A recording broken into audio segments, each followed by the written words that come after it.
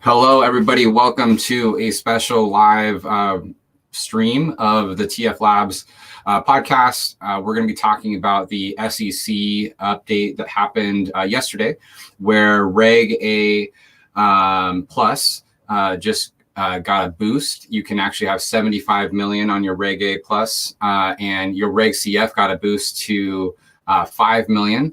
I thought, why not have a conversation with two folks that I know that know this subject very, very well. So with that, help me welcome Samson Williams and Darren Marble. Hey guys, how's it going? Hello, hello. Good morning, beautiful people. Good, Jonathan. Awesome. Hey, Samson. How are you guys? Pretty amazing. Good. It's just a normal Tuesday here. Why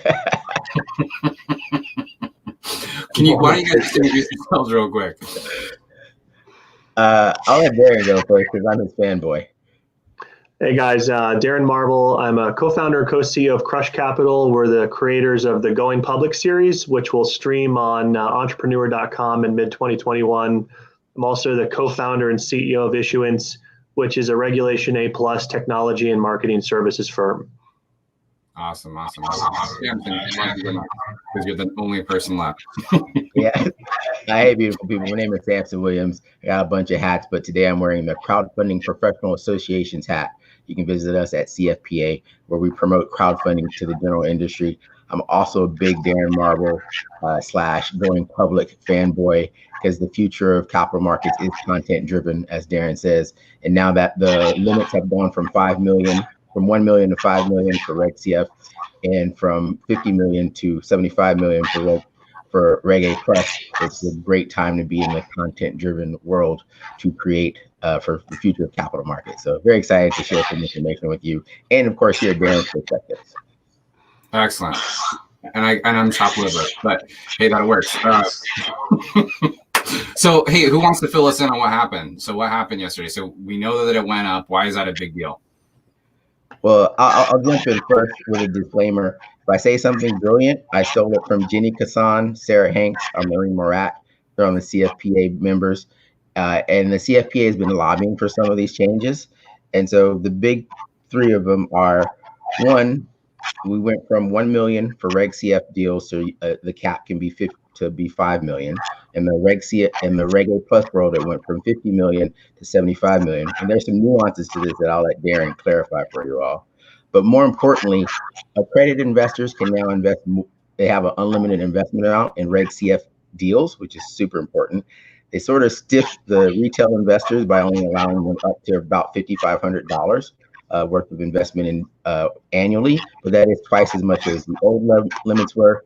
And I'll let Darren tell you a little bit about that. You can now test the waters and have a demo day. So those are the big changes, as well as SPVs, or special purpose vehicles. I know I said a lot of big words. We've got a very small amount of time, and we'll add some clarity to these things. So those are the big changes that came out of yesterday's announcement.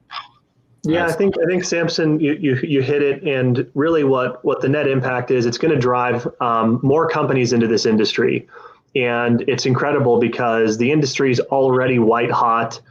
During the pandemic, it was fitting that Reg CF and Reg A plus are natively digital. These are kind of very modern, easy to use capital formation tools that were born and continue to evolve online.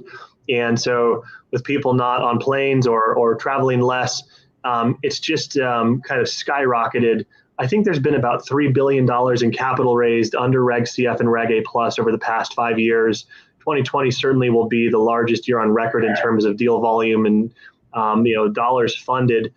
But now that companies can raise 5 times the amount of capital under Reg CF and 1.5 times the amount under Reg A plus, the net effect is more companies are going to come into the industry, higher quality companies, more seasoned issuers, and it's just going to proliferate the number of platforms, and certainly the number of investors that now have an opportunity to put their hard-earned dollars into the companies that they believe in. And so we're really thrilled. The other change you mentioned was testing the waters. This is the concept that you can market a potential investment under Reg CF to gauge interest of the crowd before you actually pull the trigger and file the Form C. So it's just another opportunity and another tool now that issuers have to determine whether or not Reg CF is the right fundraising tool for them, and they can pre-market their deal, solicit investors, and then they take in what are called non-binding indications of interest, just a way for them to get a gut check as to whether doing a Reg CF will make sense for them or not.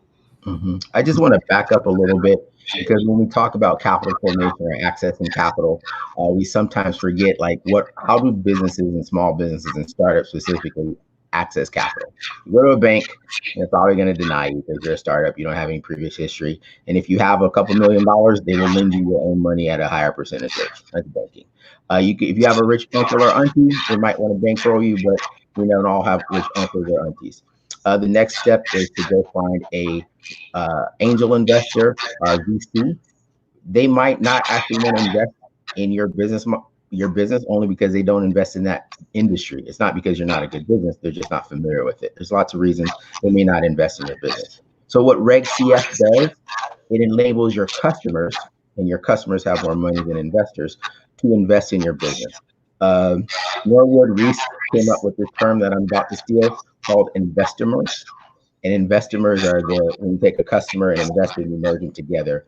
So now that you know that Reg CF exists, it may be a way of funding your business can pursue. You can think, okay, do I need to take my customers and turn them into investors, turn them into investomers? And so now that you know this is where we can talk a little bit more into the details about, do I pursue Reg CF or do I pursue Reg A plus? And there's different benefits each depending upon your size. So I'll let Darren take it first. Yeah, I think that's right. What's most incredible to me is we're starting to see deals right now where the first money into the company was actually from customers, fans, retail investors. And some of these companies are now graduating to do Regulation A plus offerings, raising $10, $20 million, and ultimately will IPO. And that means the institutional investors, or the smart money, is actually coming in after the crowd. I think that's brilliant. It's overdue, it's timely, and it's what this country deserves. It's what everyday Americans deserve, the opportunity to be the first money in, instead of hearing about these deals 10 years later when the cap table is loaded with Silicon Valley venture capitalists and hedge funds, and retail investors are left to buy shares in secondary markets 10 years too late. And so I think it's a really, it's a turning point for this industry, and we're just going to see more and more companies go down this path. And if you think about it holistically, there may not be a good reason to not do a Reg CF as your first money. And this may become the mainstream and soon to be traditional way that companies are launched, because it's so easy, it's so quick, it's so cheap to launch a regulation crowdfunding campaign, and you get the benefit of marketing. You're not just raising capital, you're marketing your brand.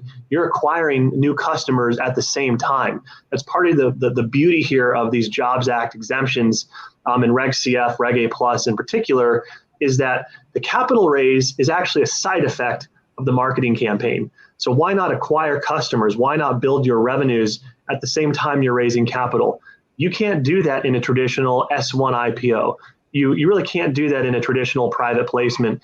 You're there for one purpose, it's to raise money, but now you can market your company, create brand awareness, and raise money at the same time.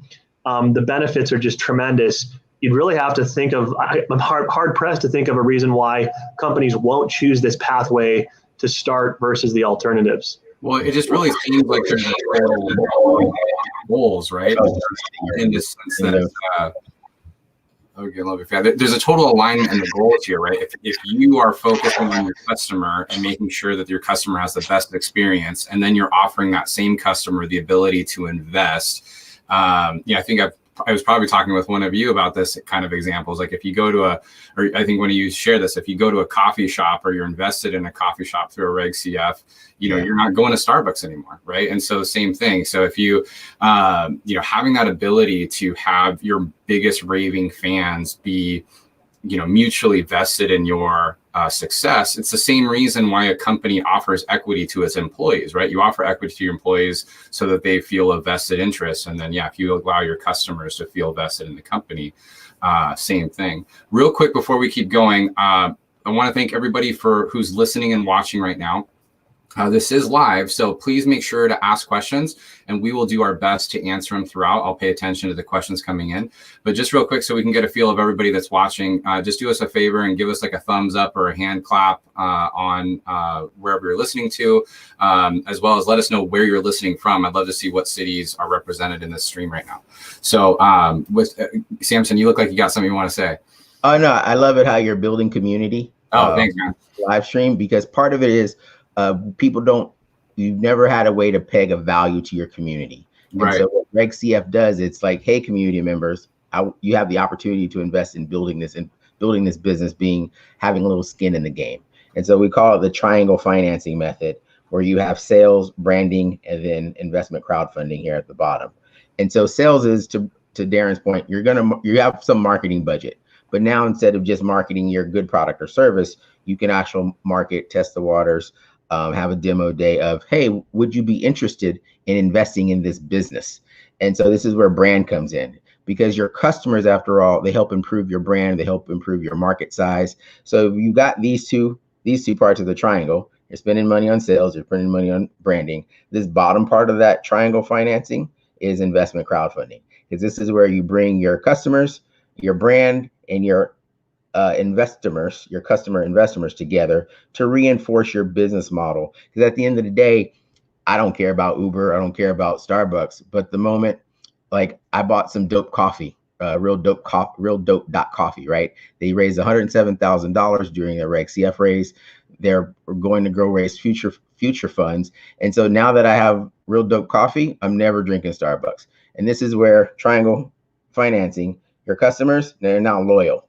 And so if we ever come back into the office, I'm going to bring you all some real dope coffee, because it tastes great. The Tanzanian cranberry Tanzanian Peabody is on point. And so I love that now that you have a community, you're building it, you're actually able to get them energized to invest in the businesses that they're already customers of. And two more points, and I'll let Darren speak. It's your customers have more money than investors, because who do you think pays back your investors? Your customers do. And last point is, raised money isn't earned. If you go out and raise 10, 20, $30 million from VCs, or hedge funds, or private equity, you're going to spend approximately half of that on customer acquisition, actually a little bit more, because you can check out Y Combinator. They have great data points on how much folks like Uber spend on Uber. Before the Rona, Uber was spending approximately $6 billion a year on customer acquisitions. Your startup can't afford that. But when you have this triangle financing and your customers are part of your investors, they have skin in the game, it lowers your customer acquisition costs, because their brand ambassadors, they're doing your marketing for you. And this is why I am super excited for what Darren Marvel is doing over in Going Public. I know this isn't a plug for him, but this is where the future of capital markets is content driven, where small businesses, entrepreneurs, and people like yourself who are community builders can take their community, take their crowd, and go out and raise capital. Because it turns out that crowdfunding works best with the crowd, and Darren's the expert at building the crowd. And I'm excited because it gets more people involved in the investing field, and particularly now with the economy as it is, we need these Main Street businesses to grow. 100%, yeah. And it teaches people investing from that seed point, right? So, yeah, Darren, what do you think? Yeah, I want to jump in. So Ray asked a question, which is it wrong to think that, companies that do Reg CFs are less attractive, either for a future capital raise or for an acquisition? Absolutely not. That's like saying you've got to be on Shark Tank and raise money from a shark to build a successful business. Of course, that's not true. And there's dozens of examples. Ring doorbell, $1 billion exit to Amazon. The bottom line is, if you build a great business, you're going to be attractive to future investors or for an exit. And again, this is a really savvy way for companies to not just raise capital, but to build their brands. So no, I think it's just going to increase in popularity. I think, it's funny because this industry for years has talked about this moment. I think who this puts at risk, honestly, is the venture capital community. Now that companies can raise $5 million and not have to give up 40% of their business and 3 board seats and control, I think you're going to see savvy entrepreneurs look to equity crowdfunding, starting with a regulation crowdfunding campaign where they can raise up to $5 million versus traditional venture capital. So I don't think venture capital is ever going to disappear, but I think founders now have a really compelling alternative and really need to weigh the pros and cons of raising VC, versus raising capital online, which just is more intuitive, it's more modern, and in some ways it's easier to get these campaigns launched. And ultimately, founders are going to retain more ownership and control of their businesses. So why wouldn't a founder look at a regulation crowdfunding campaign? I don't know that founders are eager to give up 40% of their companies and board seats and control just to say they've got some, high-flying venture capitalists in the cap table. Obviously, there's benefits to VC, and there is some prestige and reputation to be gained there. But I think that's actually who's at risk here of losing a foothold is some more traditional angel investors and venture capitalists. Now founders have more options, and we're just going to see this industry explode from here. Samson, you're muted, bud. I just want to add to Darren and Ray's statement that when you go to get investment from traditional investors, VCs, venture capital, et cetera, they're going to ask you about your traction. Do you have sales? Do you have revenue? But crowdfunding, Reg CF crowdfunding shows you've got both, that you were able to successfully market your business, your brand, generate sales, and in this instance, you're selling securities into your business itself. So that's number one traction. But you don't have to take my word for it.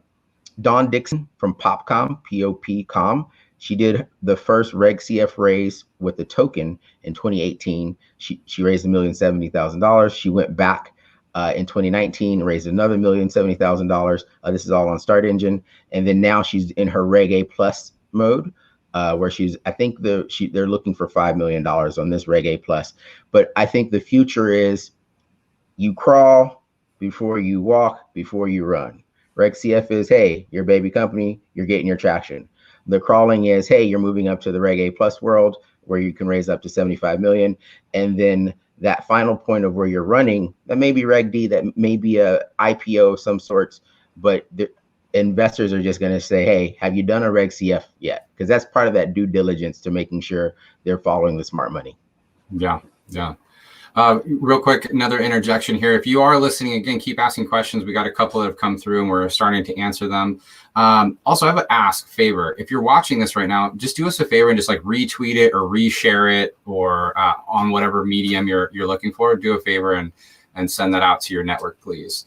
So, I want to ask a question here. What protections are there, if any, for investors, community investors? We kind of touched on that a little bit, but, if an investor was to be against a Reg CF for some reason or Reg A plus, like why would they? Well, look, the bottom line is that there is a high degree of risk, for any retail investor putting money into an early stage privately held company. That's true for Reg A plus. It's true for Reg CF. Investors can gain certain protections depending on the deal structure. If you're uncertain about deal structure, you can Google it. You can ask your CPA, ask a friend. There's different types of investments. There's debt investments that have one set of protections. There's equity investments that have a different set of protections, common stock, preferred stock. Retail investors should do what they can to get educated. And I think the Reg CF platforms actually do a really good job providing a lot of insight and observation about different protections. Ultimately, though, these are high-risk investments. If you look at a traditional venture capital fund, 9 of their investments will be losers, and 1 they hope will be a winner that returns the fund and makes up for the 9 losses. Therefore, you might want to consider hedging your bets. So diversification, I think, is key here. If you have $10,000 to put into Reg CF deals, maybe you put $1,000 into 10 deals. Maybe you put $500 into 20 deals. Probably not a good idea to put $10,000 that you set aside for these alternative investments into any one company. So like smart investors, you would be wise to hedge your bets and place a lot of bets into these companies, knowing that most of them will fail. And again, I think generally good advice, don't invest any money that you're not willing to totally lose. By definition, companies that are doing Reg CF deals are early stage, high risk investments. And at the moment, they're illiquid investments, meaning there's no easy way for most investors to get their money back. If that company is acquired, that's one way. If that company does an IPO, whether it's an S1 or Reg A plus IPO, that's another way. And now you have platforms that are launching secondary markets with the goal to create a market for Reg CF and Reg A securities. But again, these things are in their infancy. So I think it's smart for retail investors to hedge their bets and to start getting informed about the different types of investments and what protections come with each of them. And I just want to add about it's sort of typical investment advice. Don't put all your eggs in one basket. But I just want to, I'm reading some stats here. So Reg CF, since in the last 4 years, over 2,800 companies in 430 industries across 50 states have raised over $50 million in just 4 years, and they haven't had any reports of fraud. So you can lose your money, but this is a heavily regulated industry by the Securities and Exchange Commission, the SEC, FINRA, Financial Regulatory Agency, and the other regulatory agencies. So like all investing, it is risky, but this gives you an opportunity, because right here, I'm reading where the average investment was last year was $483. Going into this year, it was somewhere around $879. So these aren't big checks, but this is where you aggregate the crowd, particularly when you're already a customer of that business, or you believe in that business model, where you're not trying to put up your mortgage, but you're making these micro investments that can or may have a big return in the future. And just remember, real smart investing always takes about a decade or so to come to fruition. Yeah. What is it you overnight success stories take 10 years or whatever? Yeah, that's the hardest part of anyone's overnight success, is the first decade. And also, entrepreneurship is not like a young person's game. If you don't have a little gray in your beard, the average age of founders and startups out of Silicon Valley is 42. And part of that is you need the experience, you need the network that enables you to go out and compete on a global scale with the rest of your competition. And this is where Reg CF is going to help differentiate you once again, because you think you live in America and that's the center of the universe. But when it comes to startups, there are people all around the world who may be pursuing very similar business models as you. So how are you going to help differentiate yourself? One of the best ways is go get your customers to invest in your company and be your evangelicals to spread your business globally. Yeah, now we're going to be wrapping up here soon. So I just want to make sure that if you have a question, please make sure that you're asking it. And I only got a couple people that said where they were calling or listening from. So we have someone from Lansdale, Pennsilvania, Nairobi, Kenya. But where's everybody else from? So we got close to 25 people watching us right now. So, across multiple streams. So love to see that. I guess with that, on kind of like the last word here, actually, Danielle has a question. What's the appetite for B2B companies to do a Reg A CF or a Reg A plus raise? I bet it's much easier for a B2C company to raise through these methods. So yeah, basically it's like, hey, is it easier for a B2C company versus a B2B company to raise? Yeah, I can address that. Great question, Daniel. Listen, I think historically, you're right. It was more compelling for a consumer products company to have success doing a Reg CF or Reg A plus. Incredibly and positively for the industry and for companies, it's no longer true. There are dozens of B2B businesses successfully raising capital using both exemptions. And one of the new ways that companies are effectively creating awareness for their investments and driving investments is by aligning with this publishing community, independent financial publishers. Think of the Motley Fool that runs a paid newsletter. If you can get an outlet like the Motley Fool or others like them that have a base of subscribers who are paying them fees for information, and you get your deal marketed by that publisher, it doesn't matter what industry you're in. We've seen biotech companies do $30 million under Reg A online. We're seeing software companies, SaaS companies, raise $10 million. So historically, it was true. Now there are new innovative methods that can create awareness for a B2B company as well and drive investment just effectively. And the independent financial publishers are one of the hottest trends in the industry that are able to do that. And I just want to add to that. The other day, on my other job on the Space Channel, we were talking to Kevin O'Connell. He's the director of the space commerce. He's the director of space commerce for the Department of Commerce. So if you go to space.commerce.gov, you can learn about what they do for space. And so when you talk about B2B, there are very few consumers in the quote unquote space sector or space economy sector. However, in talking to Kevin about what they're looking at funding options for space, we mentioned crowdfunding because we were talking about tokenization and some other blockchain components. And so these space companies are looking for retail consumers, looking for space enthusiasts, looking for people who are just fans of getting off the Earth and going into low Earth orbit, Moon or Mars, to fund their businesses. And so those space businesses, those are true B2B, B2 government. However, when people are aware that, hey, I could potentially be investing in the next SpaceX and the next Atlas and the next Ball aerospace engineering firm, they're interested. And this is where Reg CF really gives them an opportunity, particularly now that they can test the waters, to determine, hey, if I went out to the general public and I literally put my spaceship up as an offering, would the general public be interested? And so if they can raise that 1 million, 5 million in the Reg CF world, they're probably going to come back and say, hey, we did it successfully for the Reg CF world for our space tech, which is a real B2B. Let's go to the Reg A plus world before we go pursue larger investment opportunities. So it might seem like C2C is only it, but definitely if you're in the B2B business, if people like your product, your good, or your service, or they just believe in you, you should provide them the opportunity to have a little skin in the game and invest with you, or at least consider it. Yeah. And you kind of talked about this already, but Pamela was asking, if you can explain the testing the waters in the sense of like, gauging interest without perhaps having, the paperwork ready or whatever. How do people usually go about testing the waters? So what you can do is you can set up a simple landing page and you can say, hey, here's my company. I'm thinking about raising capital. If we were to raise capital, would you be interested in investing? And if you were interested in investing, how much might you invest?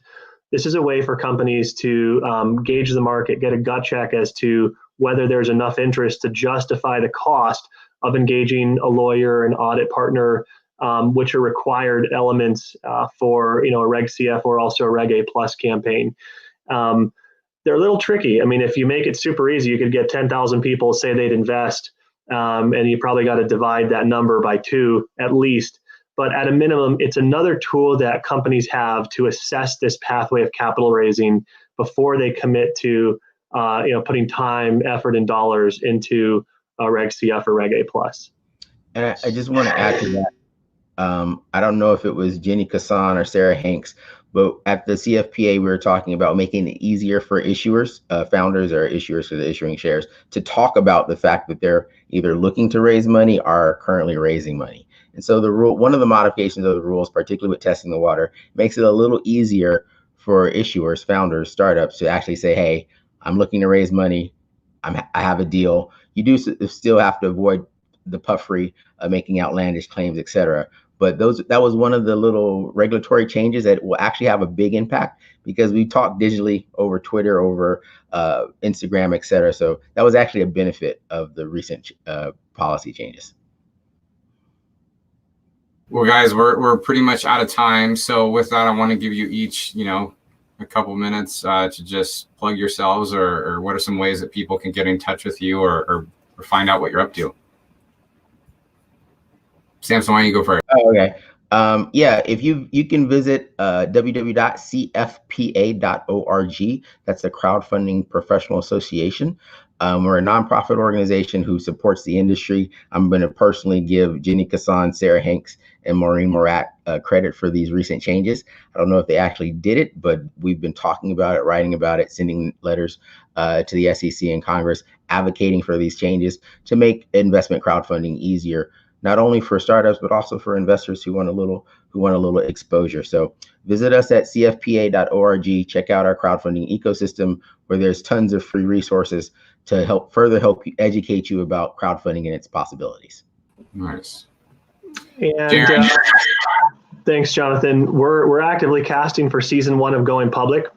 We follow the stories of founders as they raise capital and take their companies public to NASDAQ in a Reg A plus IPO, And for the first time ever, viewers of this show can actually invest into your IPO while they watch. We've got 3 companies out of 5, so we have 2 slots available. If you're interested in democratizing the IPO, turning your customers into investors, raising capital from both institutional and retail investors at the same price, take a look at goingpublic.com and feel free to apply. We'd love to take a look. Awesome. Darren, Samson, thanks so much for joining us on the show. We definitely will have to do it again sometime soon. Hopefully we can do an in-person one.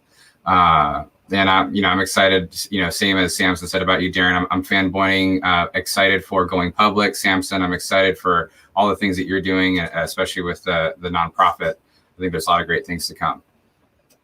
Thanks, Jonathan. Thanks, Samson. Thank you. Everybody, later. Stay safe, everybody. Thanks for listening to a live episode of the TF Labs podcast. Please make sure that you're liked and subscribed. Follow us and subscribe wherever you're listening to. And we will have more amazing shows like this soon. Thanks so much, and we'll see you all soon.